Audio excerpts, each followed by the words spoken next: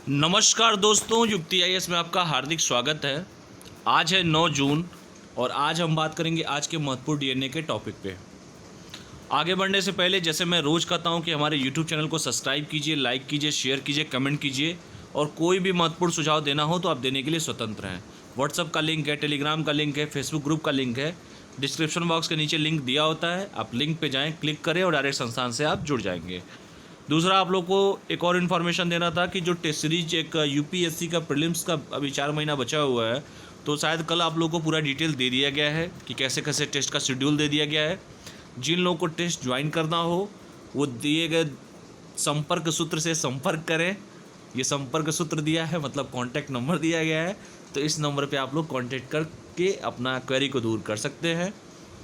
अभी समय मिला हुआ है और पूरा डिटेल हम लोगों ने दे दिया है, कैसे कैसे पेपर होगा, कैसे कैसे शेड्यूल दिया जाएगा आपको, उस शेड्यूल के अनुसार आप पेपर देंगे। ठीक है। जिनको डीएनए का बैच ज्वाइन करना हो वो भी संपर्क कर सकते हैं। तो चलिए आज चलते हैं पहले टॉपिक पे। आज के इंसानों का संरक्षण तो नहीं हो पा रहा है, लेकिन आज हम पहला टॉपिक पढ़ेंगे, बाघ संरक्षण के प्रयास।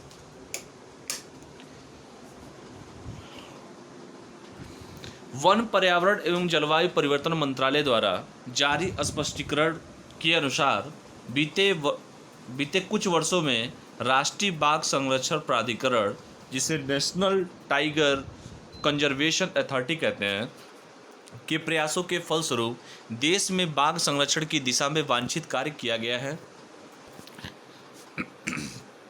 मंत्रालय के अनुसार यह आदेश सरकार के प्रयासों का ही परिणाम है कि देश में बीते कुछ वर्षों में बाघों की संख्या में काफ़ी वृद्धि हुई है, जो वर्ष 2006, 2010, 2014, 2018 में किए गए अखिल भारतीय बाघ अनुमान ऑल इंडिया टाइगर एस्टिमेशन के निष्कर्षों से स्पष्ट है।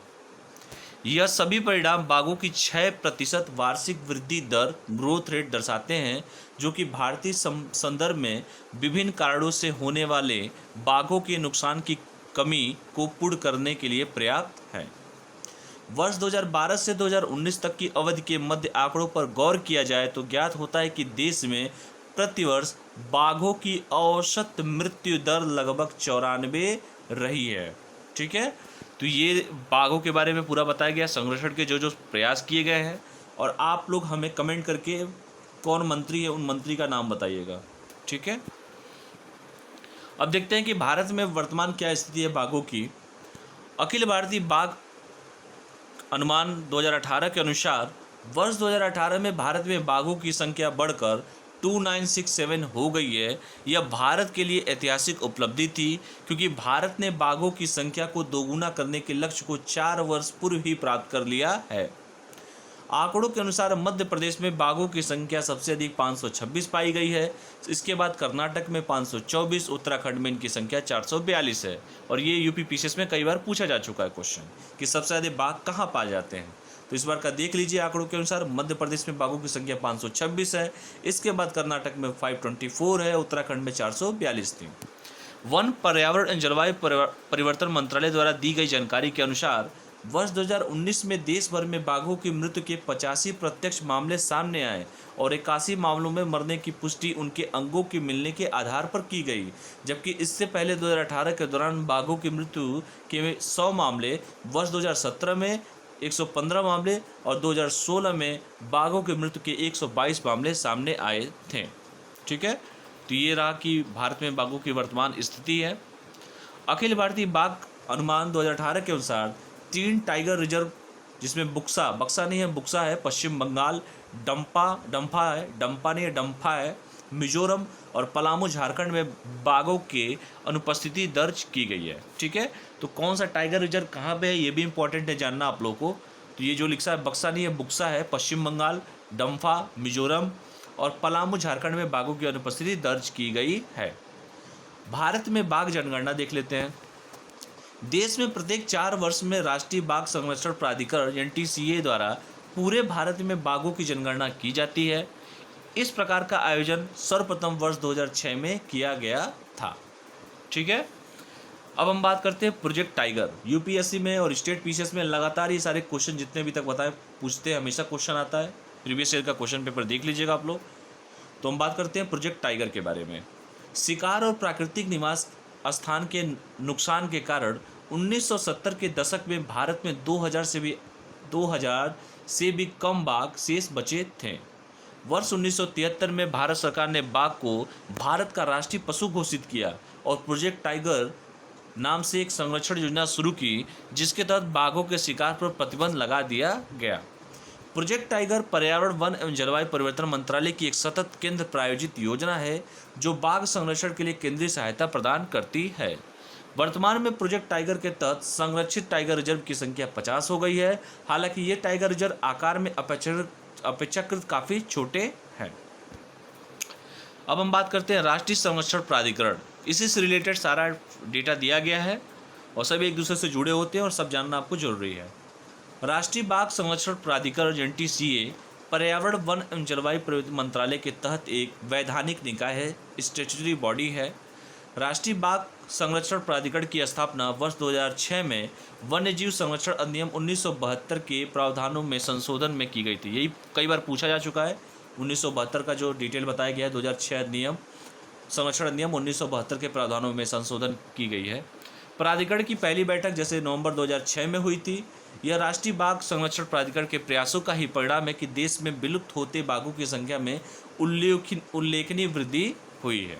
ठीक है, तो ये रहा पूरा का पूरा डिटेल पहला टॉपिक है, जिसमें आपको मैंने बाघ के संरक्षण के प्रयास कैसे कैसे किए गए, मैंने इस मंत्री का पूछा है, मंत्रालय में कौन मंत्री, उस मंत्री का नाम आप लोग जरूर कमेंट करके बताइएगा आप लोग, और कैसे कैसे प्रयास किए जा रहे हैं सारा बताया मैंने।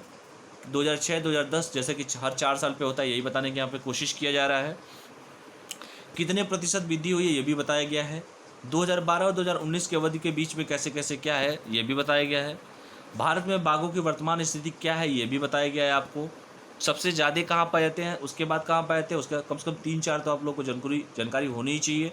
2018 में भारत में बाघों की स्थिति बढ़कर कितनी हुई ये भी जानना चाहिए, बता दिया है मैंने। और वन जलवायु परिवर्तन मंत्रालय द्वारा 2019 में देश भर में बाघों की मृत्यु के इतने मामले आए, सब बता दिया गया है।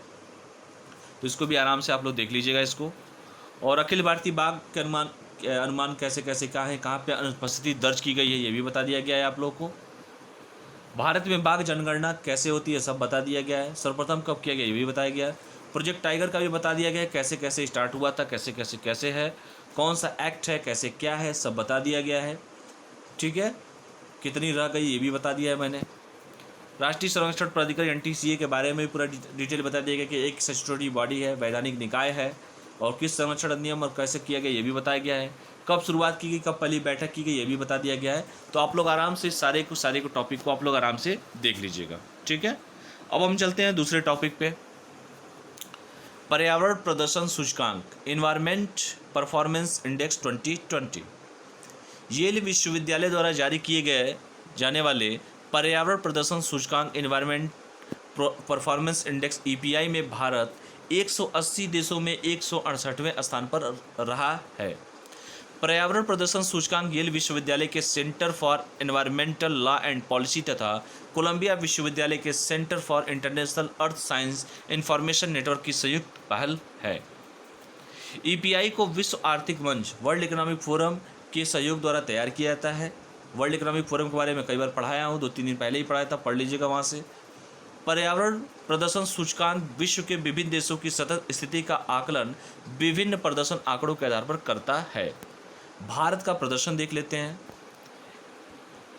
EPI 2018 में भारत का स्थान 177वां स्थान तथा स्कोर 30.57 के स्कोर के साथ 100 में से रहा था, जबकि EPI 2020 में मतलब 2020 में भारत का स्थान 168वां तथा स्कोर 27.6 रहा है।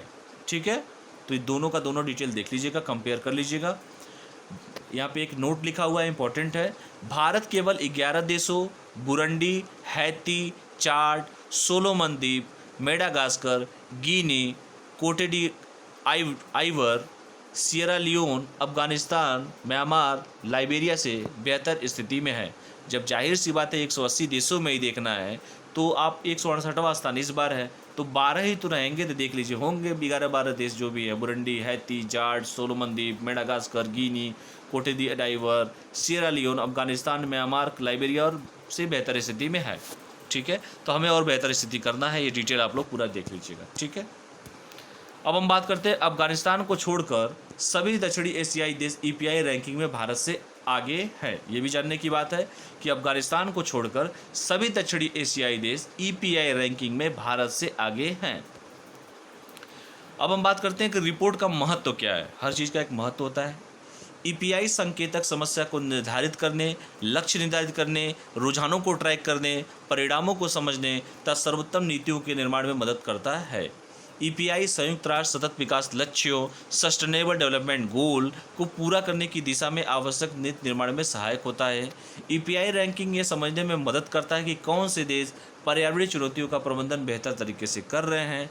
अन्य देश ईपीआई में बेहतर प्रदर्शन करने वाले देशों की नीतियों के अनुसार अपनी घरेलू नीतियों में भी आवश्यक परिवर्तन ला सकते हैं। ठीक है, तो ये रहा आपका दूसरा टॉपिक, जिसमें पूरा का पूरा बताया गया है। येल विश्वविद्यालय द्वारा जारी आंकड़ों के अनुसार पर्यावरण प्रदर्शन सूचकांक में भारत 180 देशों में 2020 में 168वें स्थान पर है। ये भी बताया गया कि पर्यावरण प्रदर्शन सूचकांक जो है येल विश्वविद्यालय के centre for environment law and policy तथा कोलंबिया विश्वविद्यालय के centre for international earth and science network की संयुक्त पहल है। ठीक है, ये भी मैंने बताया आपको। ईपीआई को कौन किसके सहयोग से तैयार किया जाता है, ये भी बताया गया। वर्ल्ड इकोनॉमिक फोरम, विश्व आर्थिक मंच। ये भी बताया गया कि 177वां स्थान पे था 2018 में और 2020 में 168वें स्थान पर है।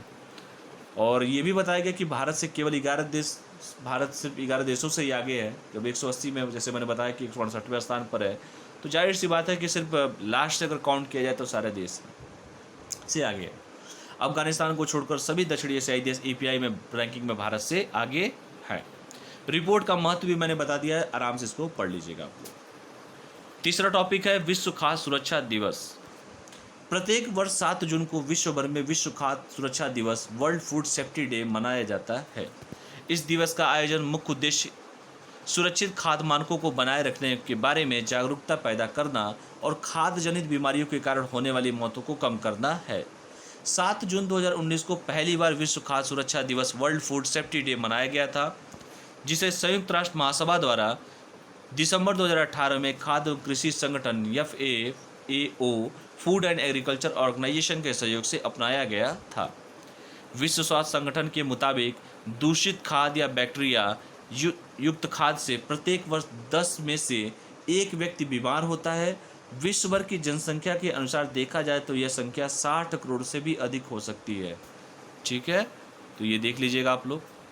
संयुक्त राष्ट्र ने अपनी 2 एजेंसियों खाद्य एवं कृषि संगठन फूड एंड एग्रीकल्चर ऑर्गेनाइजेशन तथा विश्व स्वास्थ्य संगठन वर्ल्ड हेल्थ ऑर्गेनाइजेशन WHO को दुनिया भर में खाद्य सुरक्षा को बढ़ावा देने के लिए नामित किया है। ठीक है, तो ये था विश्व खाद्य सुरक्षा दिवस। ये भी बताया गया है प्रत्येक वर्ष कब मनाया जाता है, ये बताया गया आपको। क्या क्या करना है, मानक क्या क्या, ये भी बता दिया गया है आपको। तो सारा का सारा डिटेल बता दिया गया है, आराम से इसको आप लोग पढ़ लीजिएगा। चलिए चलते हैं चौथे टॉपिक पे, मानव रहित विमान प्रणाली नियमन 2020 unmanned aircraft system UAS rules 2020। हाल ही में नागर विमान मंत्रालय मिनिस्ट्री ऑफ सिविल एविएशन, मंत्री कौन है बताइएगा जरूर कमेंट मार के आपको, ने मसौदा मानव रहित विमान प्रणाली 2020 unmanned aircraft system UAS rules 2020 को अधिसूचित किया है।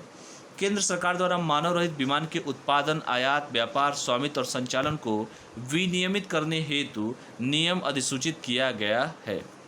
नागर विमान मंत्रालय ने 30 दिनों के भीतर मसौदा मानव रहित विमान प्रणाली नियम 2020 पर सार्वजनिक टिप्पणी आमंत्रित की है, जिसके बाद अंतिम निर्णय जारी किए जाएंगे।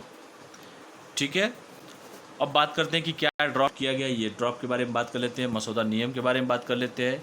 नागर विमान महानिदेशालय Directorate General of Civil Aviation द्वारा अधिकृत किसी संस्था या व्यक्ति को ही किसी अधिकृत विनिर्माता से उपकरणों की खरीद की अनुमति होगी। ड्रोन के मालिक और ड्रोन को संचालित कर रहे व्यक्ति की आयु कम से कम 18 वर्ष होनी चाहिए। कम से कम 18 वर्ष होनी चाहिए। शिट मैन, होनी चाहिए। केवल नैनो ड्रोन को ही भारत में संचालित करने की अनुमति है। केवल योग्य पायलट द्वारा ही भारी ड्रोनों को संचालित करने की अनुमति होगी। वैध बीमा पॉलिसी होने की स्थिति में ही मानव रहित मानव विमान प्रणाली से कार्य किया जाएगा। ड्रोन को फ्लोट नागर विमान महानिदेशालय द्वारा निर्धारित मानक के अनुरूप ही होना चाहिए। किसी भी व्यक्ति को आपातकालीन स्थिति के अलावा ड्रोन से किसी भी वस्तु को लैंड किए बिना डिलीवरी की अनुमति नहीं होगी। ड्रोन से हथियार, गोला बारूद, विस्फोटक वस्तुएं इत्यादि को ले जाने की अनुमति नहीं होगी। तो ये कुछ रूल बताया गया, ये रूल देख लीजिएगा आप लोग, और कैसे कैसे किस मंत्रालय द्वारा कौन सा रूल कैसे दिया गया ये सब बता दिया गया आप लोग को, इसको देख लीजिएगा आप लोग। अब हम बात करते हैं कि ड्रोन के बारे में। चलिए, सब लोग ड्रोन से परिचित होंगे, पढ़ लेते हैं इसके बारे में।